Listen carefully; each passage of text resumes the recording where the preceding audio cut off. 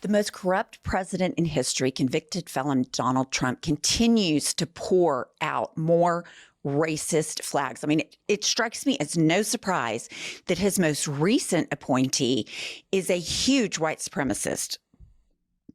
Trump just appointed Paul Ingrassia to head the United States Office of Special Counsel. Ingrassia has defended the Confederate flag and claimed Black Americans should pay reparations to the descendants of slave owners. And then here's his post about the Confederate flag. In a proper country, any public building now flying the Ukraine flag would be forced to replace it with the Confederate battle flag or face serious fines. Also, the Confederate flag is not hate speech, and anyone who claims otherwise is a brain-dead limmy who knows zilch about American history. And he's 29 years old, and this is the kind of crap that goes on in his head. It is so appalling in every way. Well, this is a generation where, Charlie Kirk and others started going after the youth, and then they started building a right-wing media ecosystem, and they're able to indoctrinate people online they probably have racist default settings from their parents, particularly in the South, if this guy is all about the Confederate flags. But this mindset doesn't shock me that it exists because I live in Oklahoma and I know that racism is very alive and well. People on the coast don't quite understand it. But what Trump is doing by appointing these people, again, it is an authoritarian play. He is doing all of this stuff out in the open. He knows that there is this trail to let people know this is the direction we're going. I'm a dictator. I'm an autocrat. I'm an authoritarian. And all of this is by design to make Black people and marginalized people feel helpless and hopeless so that they don't organize and fight back. Well, it's interesting that you said that about the youth, because we see the new special counsel with Andrew Tate, who is absolutely abhorrent, but kind of a legend in the masculine community. And then this is what he said to Nikki Haley on Twitter. Nikki Haley says, Benjamin asks a great question. Why won't Trump debate me? Maybe because he's afraid. And Paul Ingrassia says, it's actually because you're an insufferable bitch. And I wanted to bring this up because in my opinion, the way the Trump administration treats women as disposable and has made it very clear with Donald Trump in the White House, Pete Hegseth at the Department of Defense, we don't care if you're sexually harassed. We don't want women at the table. Women should be at home. This is a patriarchy.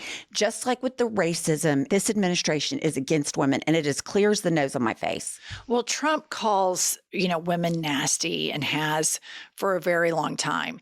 And this guy saying that to Nikki Haley, and then so many Republican women going along with it and going along with this appointment, it shows the enabling is across gender lines. And you have so much internalized misogyny within the Republican movement in middle America that you're exactly right. They want to see women at home.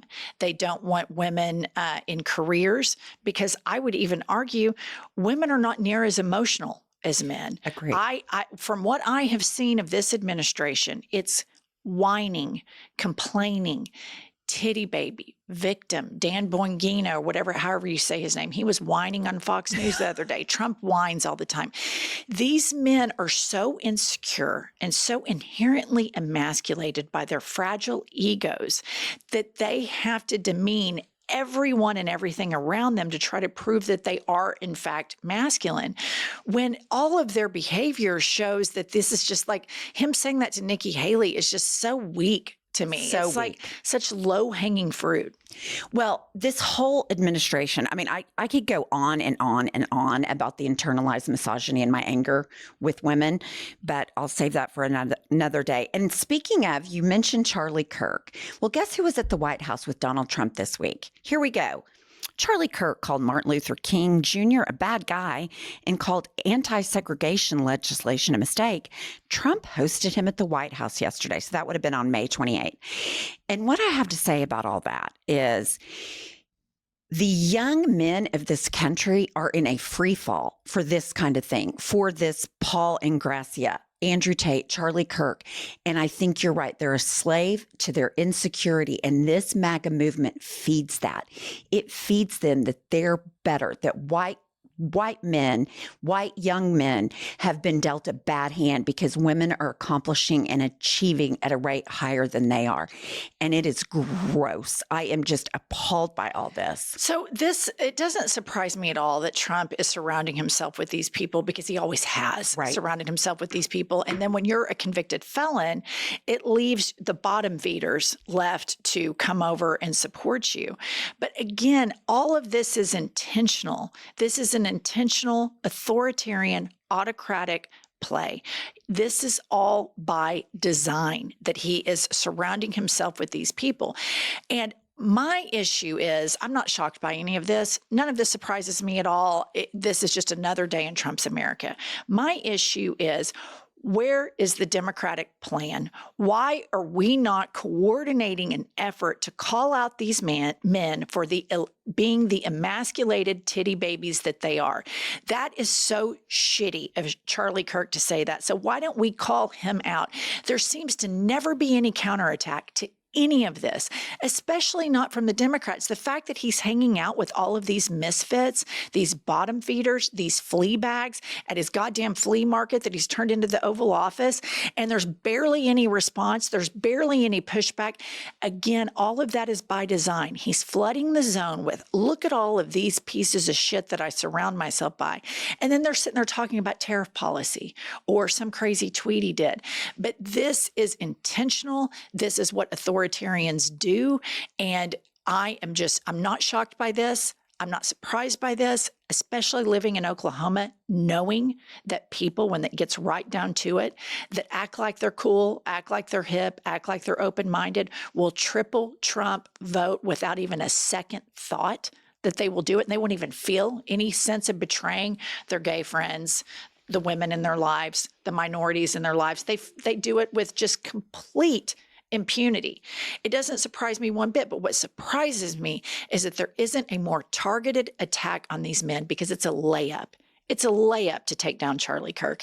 It's a layup to take down Ben Shapiro. Ben Shapiro didn't even understand why women's vaginas got wet, and he said it on tape.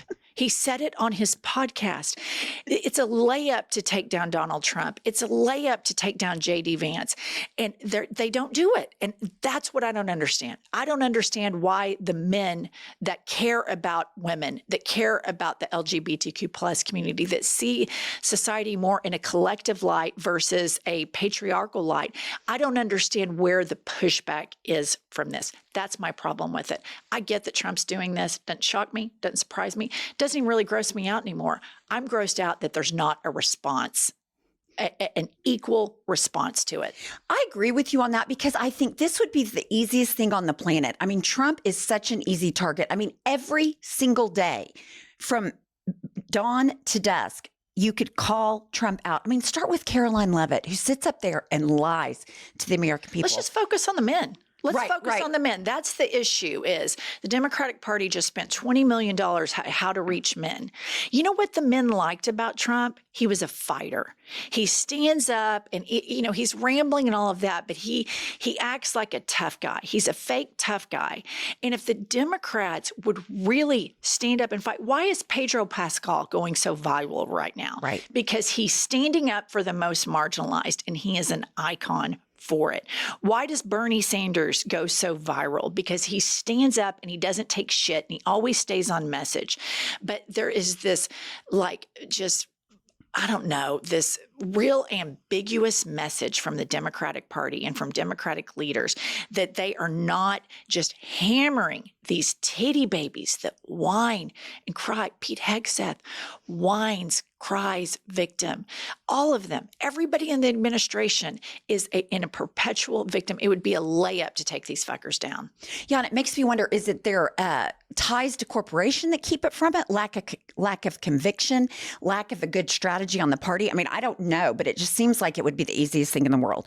Okay, and we've got A new Wired article that tells us about remigration. Remigration, a far-right European plan to expel minorities and immigrants from Western nations, may soon be a dedicated office following a Trump administration reorganization of the State Department. And it may already be happening in the U.S. So that comes out, and then boom, right on cue, little Marco. The Office of Remigration will serve as the Bureau of Population Refugees and Migration Hub for immigration issues and repatriation tracking, the document reads. It will provide a policy platform for interagency coordination with DHS and other agencies on removals, repatriations, and for interagency policy to advance the president's migration agenda, and on and on and on. But I'm just like, Marco Rubio's parents were immigrants. He is now running the State Department at the behest of Big Balls, who Elon Musk appointed. And this is, it is so World War II dystopian to me to see that they're taking all these funds and all these efforts into getting out immigrants from this country when we have actual real problems. But they've convinced themselves that there really is this huge 20 open borders and all these migrants are murderers. And I'm like, you're pardoning more criminals than you're locking up. You're separating families. You're sending U.S. citizens that are children to other countries that need cancer treatment. You are not human. I hate it. They ran on this, Pumps. They ran on the demonization and the dehumanization of immigrants. They ran on this, and they won.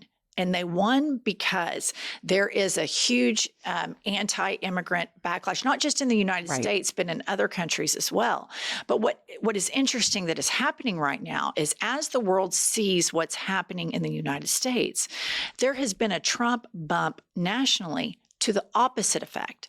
All of these far right-wing style candidates since Trump's victory are getting their asses beat because it sounds fun and everybody gets stuck in some silo on the internet where they're beating up on people with brown skin. But then when they see it on full display in the United States of America, you have the decent people, the thinkers, the people with real morals, with real convictions, with a real spine saying, no, we're not doing this. And so it surprises me zero that this is what they're doing. They campaigned on this. You have tens of millions of Americans that like the cruelty of this. They like it. It is exciting for them. Fox News shows the caravans. They show the little kids going to represent themselves in court. And all of these MAGA Christians, they like it. There is a cruelty to this entire movement.